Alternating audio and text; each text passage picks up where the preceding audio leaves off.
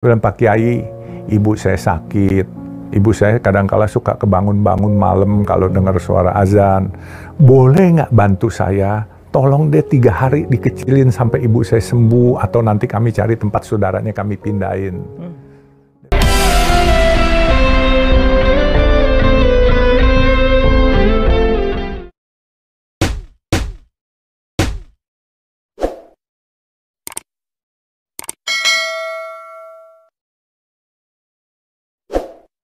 Jadi Islam ini telah membentuk karakter saya dari muda sebenarnya. Karena teman-teman saya Islam semua, dan kalau orang bilang bukan kaum abangan, kaum yang tidak bersendal, nyeker gitu semua. Yang di Pasar Baru nih? Di Pasar Baru, Krekot besar? Krekot ya? Krekot Bundar itu. Bapak lahir di Krekot Bundar. Krekot Bundar ya? Orang tua saya kelahiran Kalimantan Timur semua. Kami di situ nyeker. Jadi nyeker, pernah satu hari, depan rumah saya kan masjid. Jadi selain karena teman-teman muslim, terus lihat teman-teman sering sholat, depan rumah saya masjid. Ibu saya waktu itu sakit nyari stroke. Pas di depan rumah saya, speaker toanya ke tempat kami, ke rumah kami. Saya waktu itu kan banyak teman-teman muslim, walaupun saya belum muslim, saya berinteraksi. Bergaul ya? Bergaul. Saya bicara sama pengurus masjidnya. Saya bilang, Pak Kiai, saya manggilnya selalu Pak Kiai kan. Pokoknya pengurus masjid saya anggap Kiai lah. Kalau dulu orang bepeci saya anggap Kiai pokoknya gitu kan. Saya bilang, Pak Kiai, ibu saya sakit. Ibu saya kadang-kala suka kebangun-bangun malam kalau dengar suara azan. Boleh nggak bantu saya? Tolong deh 3 hari dikecilin sampai ibu saya sembuh. Atau nanti kami cari tempat saudaranya kami pindahin. Dia bilang, waktu itu saya namanya Alun. Alun, kamu nggak usah khawatir katanya. Kita nggak pakai speaker luar, speaker dalam aja. Kamu minta 3 hari, saya kasih seminggu katanya. Akhirnya seminggu sampai ibu saya sembuh, nggak jadi stroke. Nah di situ saya lihat toleransinya umat Islam luar biasa. Ini salah satu yang bawa saya masuk Islam sebenarnya.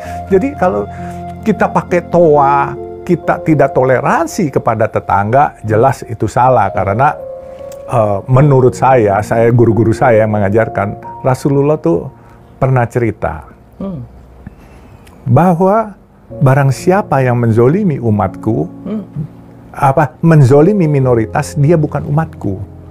Ya, bahkan saya bisa baca, saya ada satu tulisan, ada perjanjian ini loh, Madinah? Perjanjian Hudaybiyah. Itu Arab Quraisy ya.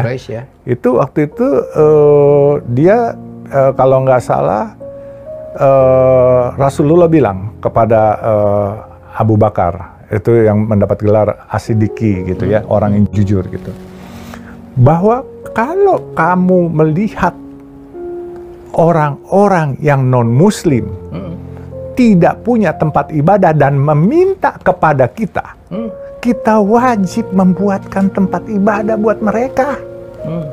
Nah itu, jadi juga ada surat dari teman-teman itu. Satu hari Nabi katanya berkirim surat dan menyurati kaum Kristen Najran. Ya, yang menarik dari kearifan Nabi ya, isi dari bunyi suratnya, bila mereka membutuhkan bantuan dalam memperbaiki rumah ibadah mereka atau apa saja yang berkaitan dengan urusan agamanya, ya, mereka bisa dibantu, dan hal tersebut termasuk pengukuhan bagi mereka yang dapat mendukung masalah untuk agama mereka. Itu dianggap sebagai komitmen untuk memenuhi janji Nabi yang sangat toleransi. Nah makanya kalau kita sebagai umat manusia, kalau kita nggak bisa toleransi, Nabi aja bertoleransi. Jadi kalau kita bicara ya, Bang Helmi ya, soal masalah toa, ya, yang sekarang ini lagi itu, sebenarnya kita harus ambil hikmahnya, ya. Menteri Agama itu menurut saya dia sangat toleran dan bagus menurut saya. Bagus karena apa? Dia memahami apa yang dirasakan oleh non-Muslim. Azan itu wajib kita siarkan, tetapi juga yang penting setiap beragama jangan sampai ada yang terganggu kan. Betul. Nah, jadi saya merasa melihat begini, teman-teman Muslim ini kan kita harus ngerti. Kalau orang Jawa bilang, ojo rumongso iso, mbok iso rumongso. Jangan merasa bisa. Kita harus bisa merasa. Nah, teman-teman non-muslim ini kalau mengadu, salah. Jadi kayak kasus Melani yang 2018 di Siantar itu. Dan yang saya sesalkan, kasus pribadi Melani yang salah karena mengucapkan minta azan diturunin volume suaranya, tapi yang dibakar kelenteng-kelenteng. Kan ini kan di luar nalar saya. Ada apa? Islam ini harus menunjukkan kebesarannya. Kejayaan Islam ini harus kita yang besarkan. Kalau kita sedikit-sedikit marah dan di luar toleransi, di luar perintah Nabi, kita memperkecil kejayaan Islam. Justru kita harus mengembangkan Islam yang sejuk, Islam yang rahmatan lil alamin, yang toleran. Sebab Islam itu bukan rahmatan lil muslimin, bukan rahmat buat orang muslim, tapi rahmat seluruh alam semesta. Nah, makanya saya bilang, ambil hikmahnya soal toa yang dari Menteri Agama, dan marilah kita bersama-sama merasakan. Karena apa? Teman-teman yang protes, mungkin bahwa suara azan harus besar, dia nggak pernah jadi non-muslim. Saya pernah jadi non-muslim. Dia kan, Pak Helmi nggak pernah jadi non-muslim kan? Saya pernah jadi non-muslim. Dan saya pernah merasakan. Kemarin, yang menjadi agak rame itu justru perumpamaan yang disampaikan oleh Pak Menteri, kan itu aja sebenarnya. Iya, nah saya nggak mau masuk ke perumpamaan. Itu kan masalah hilafiah.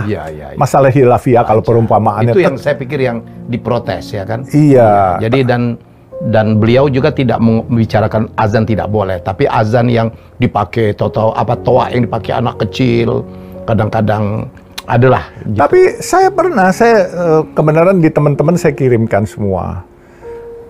Toa itu boleh dipakai, tetapi kalau mengganggu saudara-saudara kita harus toleransi. Kayak saya, masjid saya nih.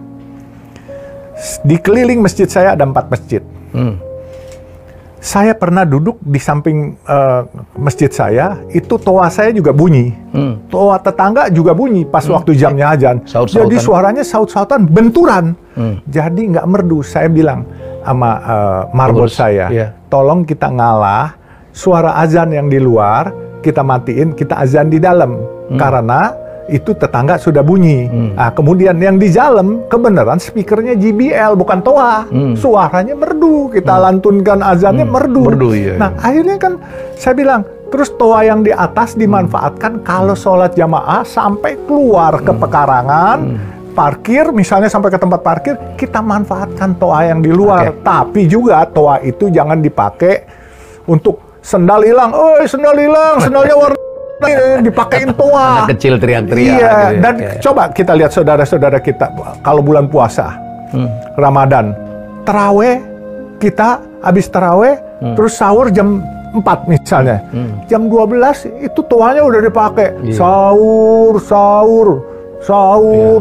Aduh, kesian orang-orang nih kan mau istirahat. Nah, kita berkomunikasi bukan hanya kepada umat Islam aja. Non-muslim kan juga banyak. Ada yang mengatakan, katanya, kalau nggak suka pindah dari situ. Terus kalau ada yang kasih speaker minta turunin, kalau bisa didabelin. Ini bukan cara-cara Islami. Kita harus, kalau kita mengaku orang beragama, yang Islam harus perilakunya Islami. Kalau yang Kristen harus perilakunya Kristiani. Semua ini kita kan, walaupun berbeda agama, berbeda suku, tetapi kita sama. Ya, satu kebangsaan, satu kemanusiaan, makhluk Tuhan, makhluk Allah itu.